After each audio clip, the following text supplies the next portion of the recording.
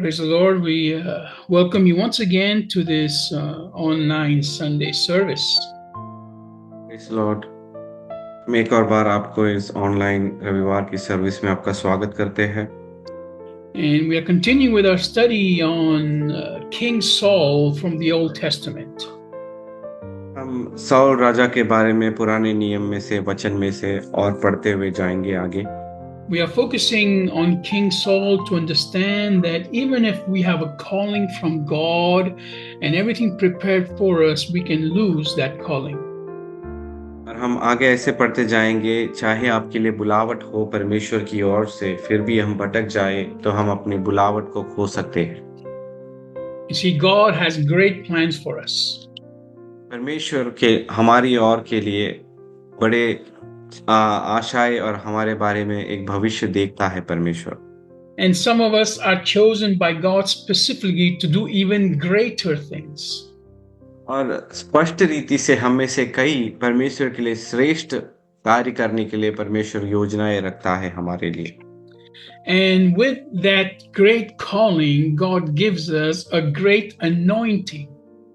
और उस बड़े श्रेष्ठ बुलावट से एक श्रेष्ठ अभिषेक भी देता है परमेश्वर हमें।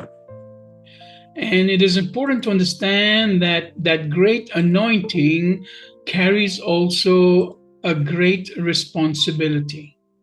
और ये बहुत बड़ी जरूरी बात है समझने के लिए कि श्रेष्ठ अभिषेक के द्वारा एक श्रेष्ठ उत्तरदायित्व भी आता है हमारे लिए। So, as we see in the life of King Saul, we see that he was a simple man that God chose and empowered to do his work. और शाऊल के जीवन से हमें ये समझ में आता है कि एक साधारण व्यक्ति को परमेश्वर ने चुनकर एक श्रेष्ठ उत्तरदायित्व सौंपकर श्रेष्ठ कार्य के लिए चुना उनके। God loves doing this with people where he takes a nobody and makes them somebody. परमेश्वर बहुत से अधिक प्रेम रखता है ऐसे कार्यों में, एक साधारण व्यक्ति जिसे कोई नहीं जानता हो उसे उठाकर एक श्रेष्ठ व्यक्ति और जाना माना हस्ती बनाए। In the same way, God wants to take your simple life, your natural life, and make it supernatural. आमीन। आप इसी तरह से आपके साधारण जीवन को उठाकर परमेश्वर असाधारण जीवन बनाकर प्राकृतिक जीवन में से एक सर्वश्रेष्ठ जीवन आपको देना चाहता है। Because through that supernatural life, you will show others that God is real in your life. आमीन। इस सर्वश्रेष्ठ जीवन के द्वारा चुनाव के द्वारा परमेश्वर बताना चाहता है कि परमेश्वर आपके जीवन के द्वारा क्या कुछ नहीं कर सकता। When you receive that anointing from God, God will use you to bring others out of their darkness into the light. आमीन। आपके जीवन में से लेकर परमेश्वर आपके अभिषेक के द्वारा दूसरों के अंधकार भरे जीवन में से उन्हें प्रकाश में लाने के लिए परमेश्वर आपके जीवन को उपयोग में लाएगा। So God took a simple man, he empowered him spiritually and made him the king of Israel.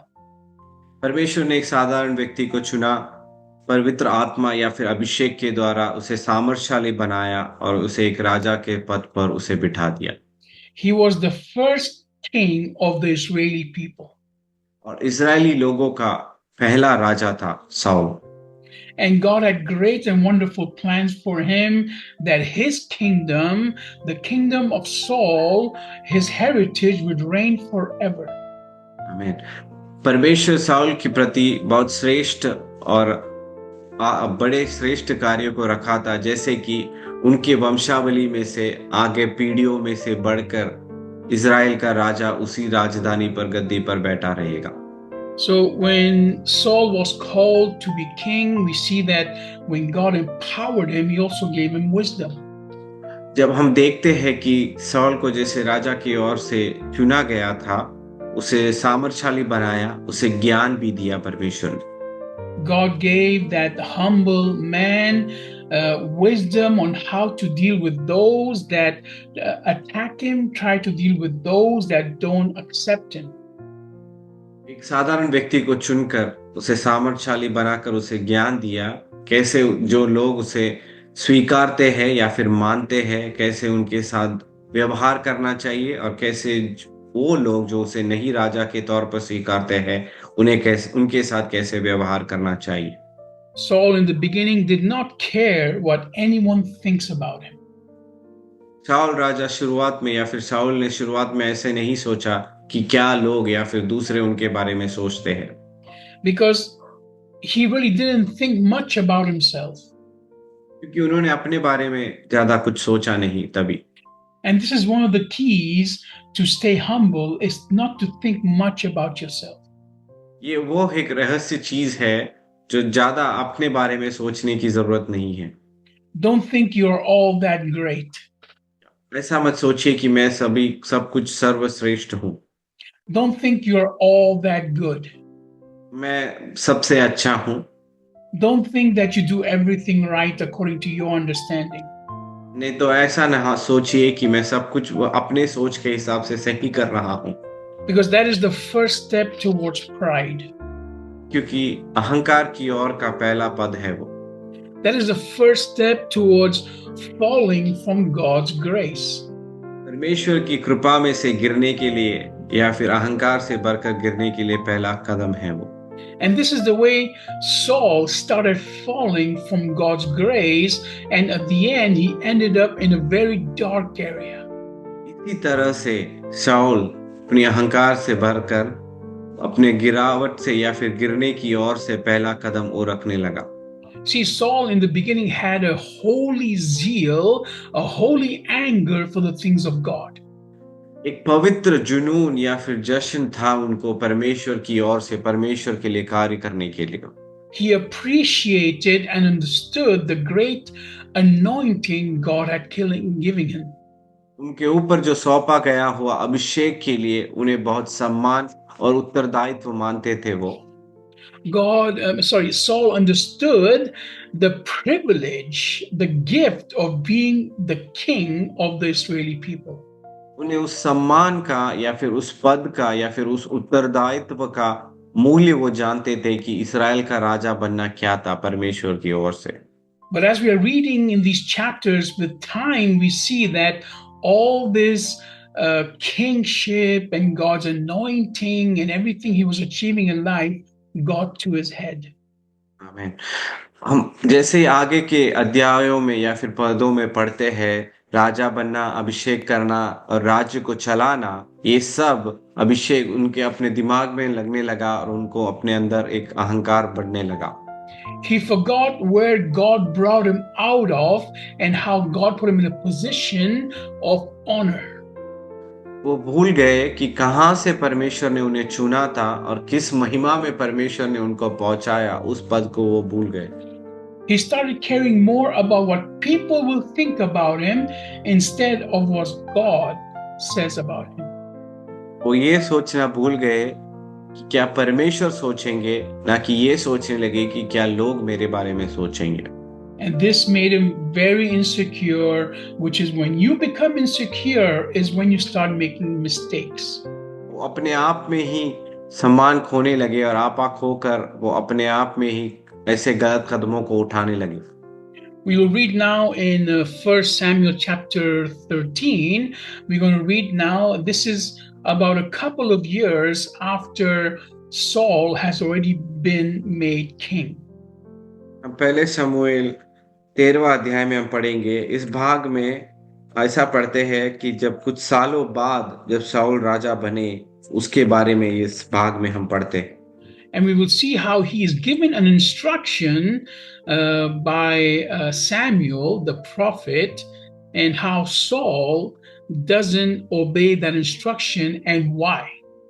इस भाग में हम ऐसा पढ़ते हैं जैसे शमूएल भविष्यवक्ता उन्हें कुछ आज्ञाओं को देता है या फिर कुछ कार्यों को सौंपता है, लेकिन वो भविष्यवक्ता की वाणियों को या फिर बातों को ना सुनकर अपनी मनमर्जी करते हैं। So we go to 1 Samuel chapter 13, verse 7. पहला शमूएल 13 अध्याय 7वां वाक्य। And like always, God is using King Saul here to fight the enemy constantly. और हमेशा की तरह अपने शत्रुओं के विरोध में लड़ाई करने के लिए परमेश्वर शाऊल राजा को उपयोग में लाता है। So we read in verse 7, The Hebrews went across the Jordan to the land of God and Gilead, but Saul remained in Gilgal, and all the people followed him trembling.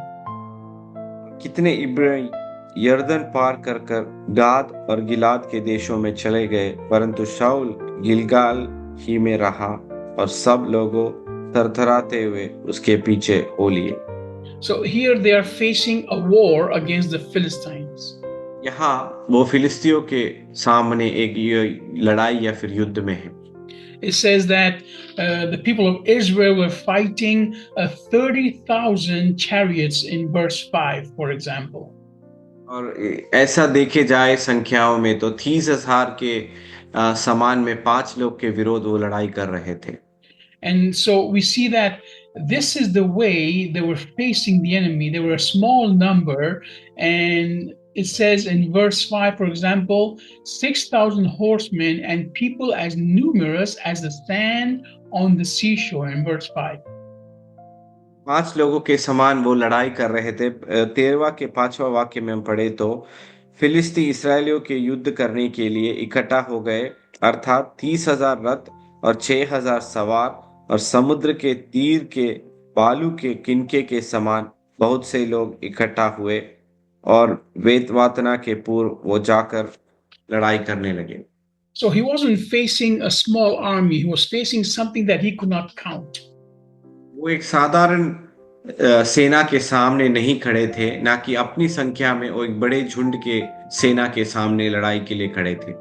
Now, in 1 Samuel chapter 13, verse 8, we read now, Saul waited 7 days for the appointed set by Samuel the prophet.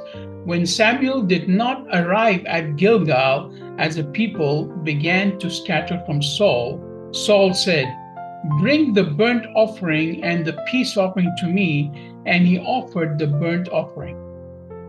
और 8वें वाक्य में ऐसा पढ़ते हैं 13 के, वह शमूएल को ठहराए हुए समय अर्थात 7 दिन तक बाट जोता रहा, परंतु शमूएल गिलगाल में न आया और लोग उसके पास से इधर उधर होने लगे।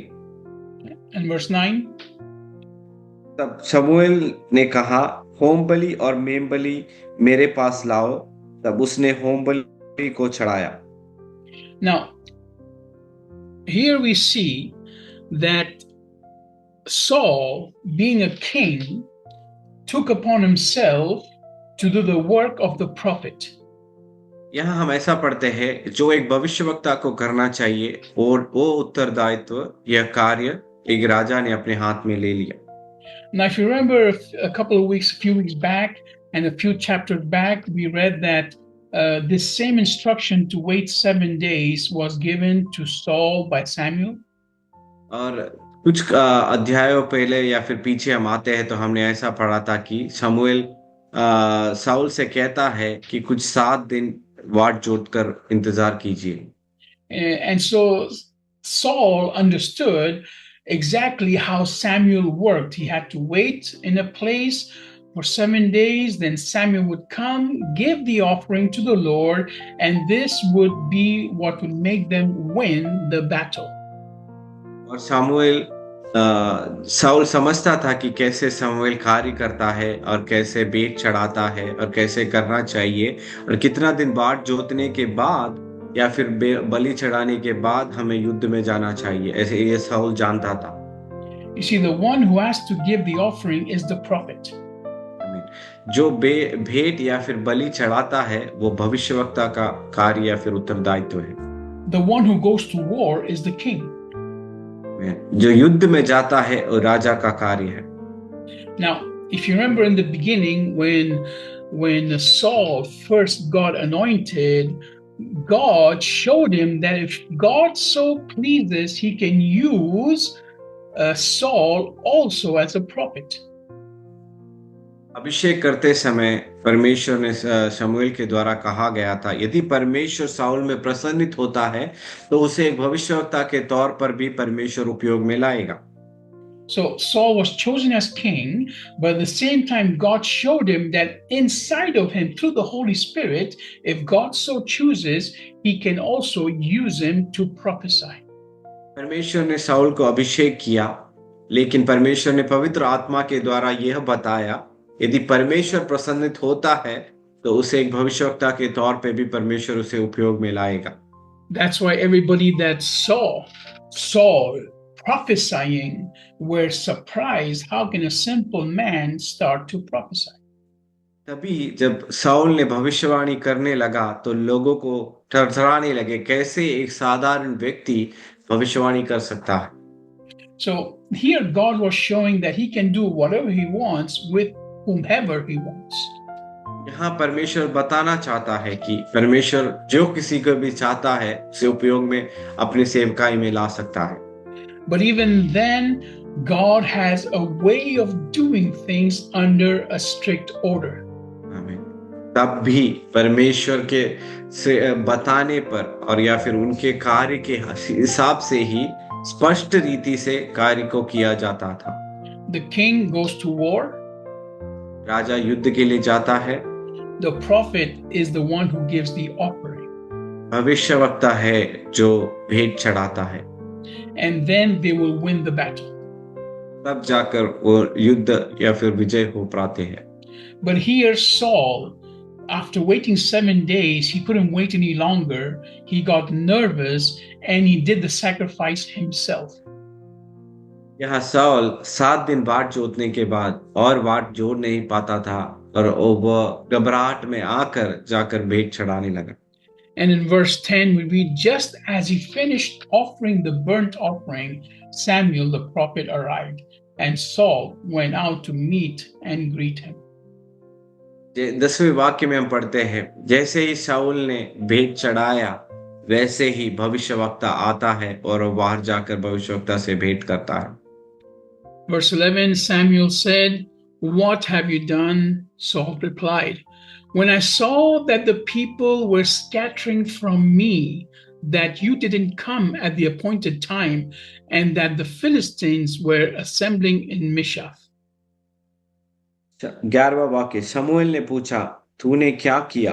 शाऊल ने कहा, जब मैंने देखा कि लोग मेरे पास से इधर उधर हो चले हैं और तू ठहराए हुए दिनों के भीतर नहीं आया और फिलिस्ती मिकमाश के इकट्ठा हुए हैं। Then verse 12, I thought, the Philistines will come down against me at Gilgal, but I have not sought the favor of the Lord, so I forced myself to offer the burnt offering. 12वां वाक्य, तब मैंने सोचा कि फिलिस्ती गिलगाल में मुझ पर अभी आ पड़ेंगे और मैंने यहोवा की विनती भी नहीं की है, अत मैंने ही अपनी इच्छा ना रहते भी होम बलि चढ़ाया। So we are understanding here that the way to do things was you first offer God the offering of the sacrifices, and then because you offer the sacrifices, you will get your victory in the battle. ऐसा होता है कि पहले आप बलि चढ़ाते हैं या फिर भेंट चढ़ाते हैं, परमेश्वर उसमें से प्रसन्नित होने के बाद आप युद्ध में जाकर युद्ध में विजय प्राप्त कर कर आप लौट कर आते हैं।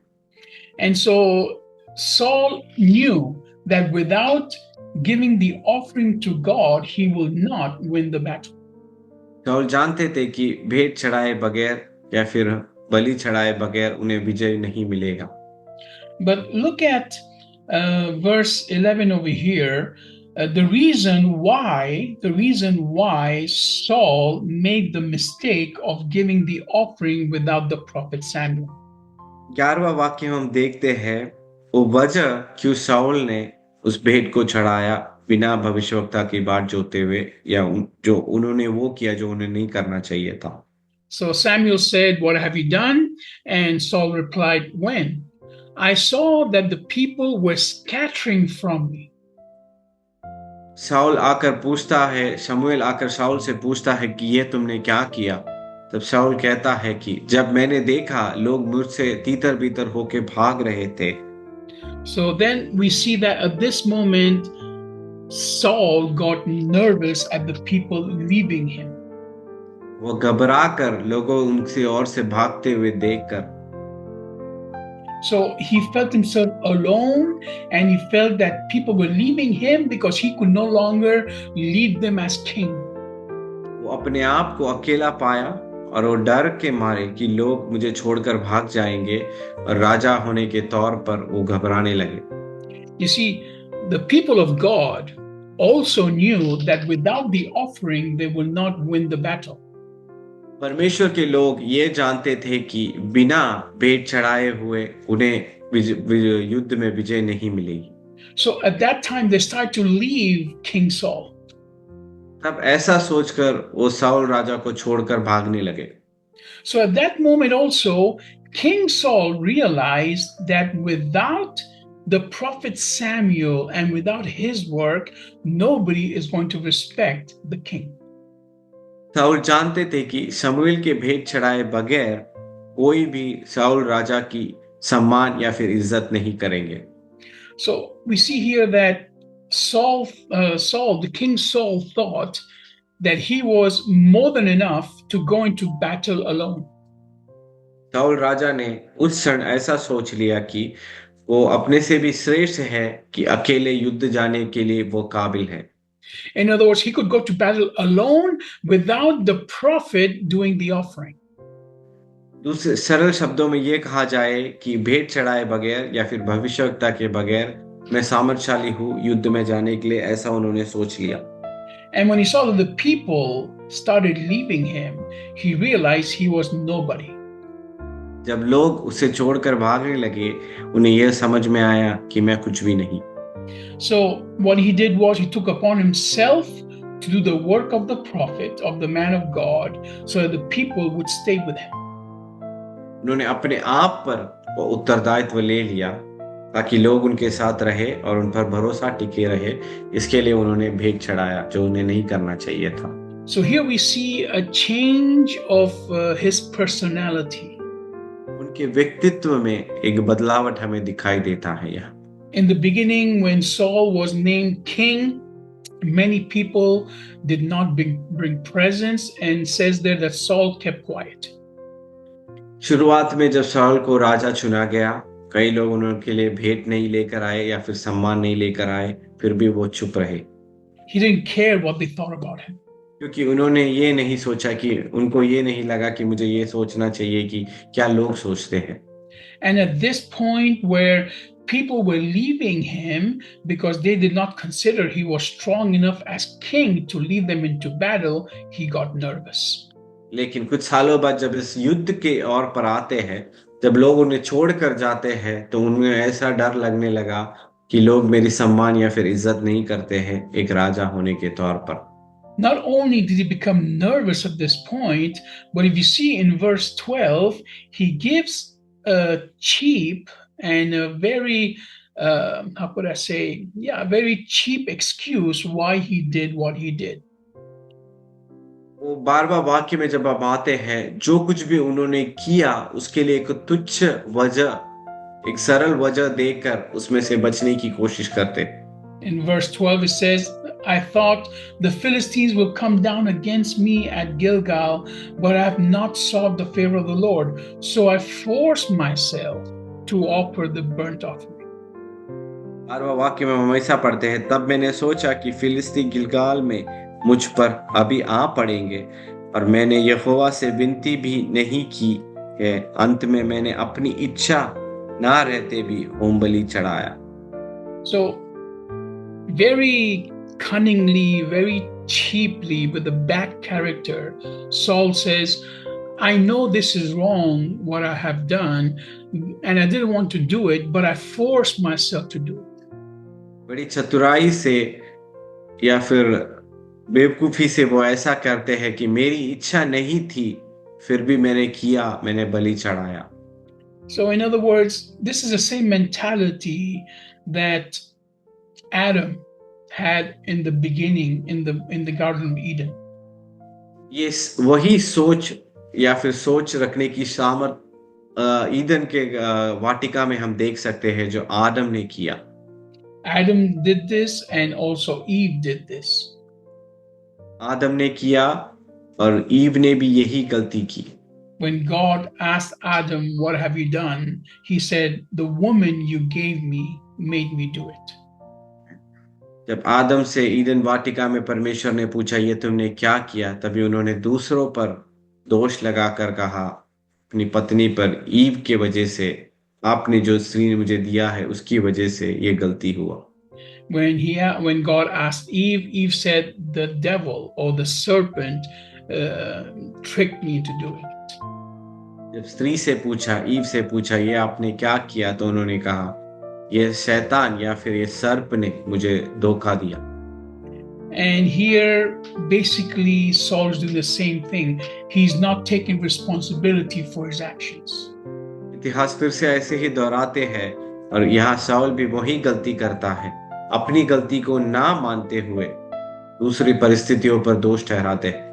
And he's saying, I didn't want to do this sin, but I forced myself because of the situation. आमीन। मैं ये गलती को नहीं करना चाहता था, लेकिन अपनी परिस्थितियों के वजह से मैंने इस गलती को किया। See, as we go on in this series, I want you to focus on one very particular point. हम इस सीरीज या फिर इस भाग से जाते समय एक स्पष्ट बात पे ऊपर आपका मैं ध्यान पटाना और ध्यान रखना चाहता हूं। I want you to focus in how the character, the personality, the mindset of Saul changes. इस बात पर आपका ध्यान बटाना चाहता हूं, कैसे उनके स्वभाव में या फिर उनके सोचने की मन शक्ति में, उनके सोचने की शक्ति में बदलाव आने लगी। And these are the things that we need to avoid if we want to grow in the Lord. इस सीरीज या फिर भाग से हमारा ये इच्छा है कि इस चीजों को आप ना करें और इस चीजों से भागकर आप कैसे परमेश्वर की ओर में अपना आश्रय और भरोसा बढ़ाए।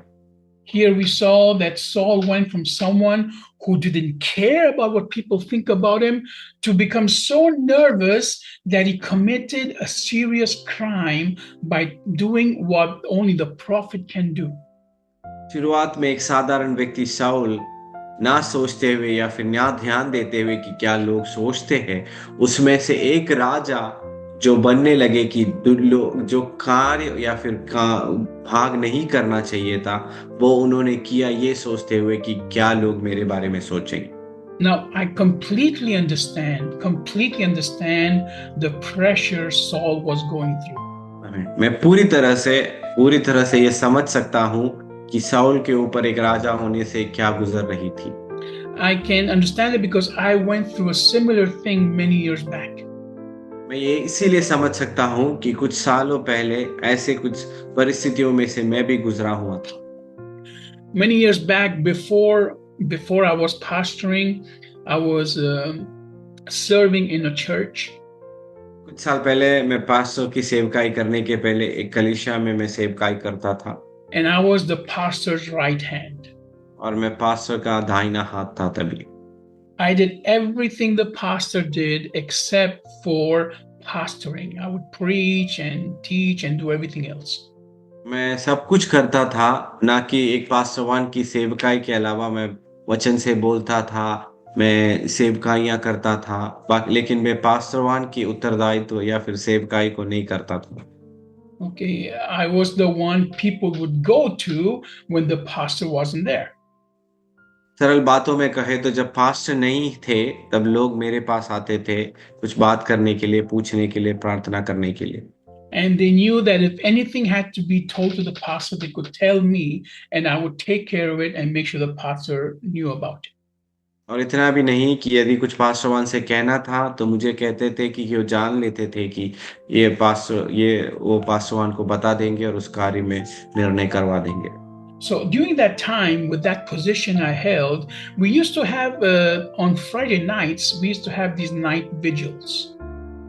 और एक रात को फ्राइडे रात को हम रात में प्रार्थना करते थे, रात भर बैठकर हम प्रार्थना करते थे फ्राइडे को। So people would come to the church and you all be there. We would start around 9 o'clock and the night vigil would go on till like 2 or 3 in the morning. और लोग आते थे, प्रार्थना करते थे और रात की वो प्रार्थना 7 बजे से लेकर शायद 2 से 3 बजे तक सुबह तक चलती रहती थी। So it was quite a few hours. People would come ready to pray. और कई कुछ घंटे थे और लोग आकर बैठकर प्रार्थना करते थे। and the pastor would be the one who would initiate the prayers. और पास्टर थे, जो पासवान थे, वो प्रार्थना को शुरुआत करते थे या फिर चलाते थे। So one Friday, like always, we were all there, and the pastor went to a separate room and started talking with someone and counseling them. और हम ऐसा प्रार्थना करने लगे और पास्टरवान एक दूसरे रूम में जाकर किसी को कुछ काउंसलिंग या फिर सीख दे रहे थे और उनसे कुछ बातें कर रहे थे। And it was time to start the service. और सेवकाई शुरू करने का समय हो चुका था। And 15 minutes went by. 15 minute हो गए। Half an hour went by. आधा घंटा हो गया। 1 hour went by. 1 घंटा हो चुका था। Even 1.5 hours went by. 1.5 घंटा हो गया। And everybody started looking at me. और सभी लोग मेरी ओर देखने लगे। Because we haven't started the service yet. क्योंकि हमने प्रार्थना शुरुआत नहीं किया अभी तक। And I could feel everyone's eyes and everyone just looking at me. Some people even came and talked to me, say, "When are we starting?" और सभी लोग मेरी ओर देख रहे थे। ना इतना ही नहीं, लोग आकर मुझसे पूछने लगे कब हम शुरुआत करने वाले हैं। Because you have to understand, it's Friday night and they don't want to stay the whole night. Some leave early. क्योंकि वो फ्राइडे रात का समय था और सभी लोगों को रात भर वहां समय नहीं बिताना था और सुबह कुछ लोग को जाना भी था। So this great pressure was upon me. What should I do? और ये बड़ा एक संकट मेरे ऊपर था कि मैं तब क्या करूं। What will people think about me? और लोग मेरे बारे में क्या सोचेंगे। I'm nearly there as a pastor. और मैं बस एक पास्टरवान और एक सरल पास्टरवान के तौर पर वहां था। I should take a step and lead the service. It was no problem for me. और मैं एक कदम लेकर सेवकाई को शुरू करूं या फिर उस प्रार्थना को शुरू करने मेरे लिए कोई बड़ी बात नहीं थी। I could start the worship. I play the guitar. No problem. मैं आराधना कर सकता था, मैं गिटार बजाता था। I can pray for people, lay hands over there. No problem. मैं लोगों के लिए प्रार्थना करता था, उनके ऊपर हाथ लग सकता था। I could lead that service without the pastor being there. मैं पास्टरवान के गैर मौजूदगी में मैं उस सेवकाई या फिर प्रार्थना को चला सकता था। But this passage kept on coming to my mind. लेकिन इस भाग मेरे मन में बार-बार दोहराते हुए आने लगा। How Saul made the mistake of stepping over his authority. और कैसा साउल अपने दिए हुए उत्तरदायित्व से बढ़कर कार्य करने लगा। If you understand, he already had the anointing. He already had the capability of doing the work of a prophet. वो सामर्थशाली थे या फिर उनके ऊपर वो बुलावट थी एक भविष्यवक्ता के कार्य को करने के लिए। But it was not his place to do it. परंतु वह उनका स्थान नहीं था उस सेवकाई को करने के लिए। All of a sudden, after an hour and a half, the pastor appeared. और 1.5 घंटे के बाद पास्टरवान आए। He was surprised that the service had not started. वो अचंभित हो गए कि सेवकाई शुरू नहीं हुई। He thought I would have already started the service. उन्हें लगा कि मैंने सेवकाई शुरू की होगी। But then he realized what I had done. लेकिन परंतु उन्हें समझ में आया कि मैंने क्या किया। And he apologized to everybody for being so late. और वो सभी से माफी मांगने लगे कि कुछ उस समय लेट हो गए। And he publicly thanked me for not stepping over the authority. और उन्होंने सामूहिक तौर पर मेरा धन्यवाद किया और मेरी तारीफ की कि मैंने अपने उत्तरदायित्व से बढ़कर कार्य को ना किया। And he mentioned this passage. He said, just like Saul, he did not fall like Saul, but he kept his ground. आमीन। और इस भाग को उन्होंने कहते हुए कहा, साउल के समान अपने भाग दिए गए उत्तरदायित्व से बढ़कर नहीं, वो अपने ही दीन में अपने स्थान पे दीन रहे। So what do I want you to learn about this today? मैं क्या चाहता हूं कि आप इस भाग से आज सीखें। See, no matter how powerful you are in the spiritual, चाहे कितने भी सामर्थशाली हो आप आत्मिक तौर पर, no matter how great of an anointing God has given you, या फिर कितने भी श्रेष्ठ और शक्तिशाली और अभिषेक आपके ऊपर दिया गया हो, no matter how great of a calling God has put upon you, चाहे कितना भी बड़ा श्रेष्ठ बुलावट आपके ऊपर हो, you have to take care of your life in the natural. आमीन। अपने जीवन को प्राकृतिक क्षण पर प्राकृतिक कार्यों में अपने आप के कार्य को आपको क्रिया करना चाहिए। You have to work in your character. आपके स्वभाव में, व्यक्तित्व में आपको कार्य करना चाहिए। You have to work in your insecurities. आपकी जो भी कमजोरियां या फिर कमियां आपको लगती है उस पर आपको कार्य करना चाहिए। If you care more about what people will say about you and what they're saying about you, then you will definitely fall. आपको यदि लगे कि लोग मेरे बारे में क्या कहेंगे, लोग क्या सोचेंगे, तो आप निश्चित रूप में आप अपने स्वभाव में, आपके व्यक्तित्व में आप गिर जाओगे। You see, a true leader does not need followers. एक सच्चा नेता या फिर नेतृत्व करने वाला ये नहीं चाहता कि मेरे पीछे कितने लोग हैं या फिर मेरा पीछा करने वाली कितनी बड़ी झुंड है। He always does what is right. वो एक अच्छा नेता यही करता है कि वही करेगा जो सही है, And automatically people will start to follow him. और उसी तरीके से लोग उनका पीछा करने लगेंगे। So here, Saul's first mistake was to get nervous and to worry about what people will say about him. शाऊल की पहली गलती हताश हो जाना और दूसरी लोग मेरे बारे में क्या सोचेंगे ये सोचना। And this was the beginning of his downfall. आमीन। उनके गिरावट के लिए या फिर उनके बुलावट से गिरने की सबसे पहली गलती या फिर कदम यही था। And because of this, he completely disobeyed the instructions of the prophet. इस वजह से भविष्यवक्ता की जो भी वाणी उनसे कही गई थी उसका उल्लंघन कर कर उन्होंने पाप किया। And now we will end with verse 13 and 14. हम 13वां वाक्य 13 पहले शमूएल का 13वां और 14वां वाक्य पढ़कर हम समाप्त करेंगे। This is the answer that Samuel gives Saul. ये जवाब है शमूएल शाऊल से कहता है जो उनकी गलती के लिए। Then Samuel told Saul, "You have acted foolishly. You haven't obeyed the commandment of the Lord your God, which he commanded you. For then the Lord would have established your kingdom over Israel forever." 13वां वाक्य, शमूएल ने शाऊल से कहा, तूने मूर्खता का काम किया है।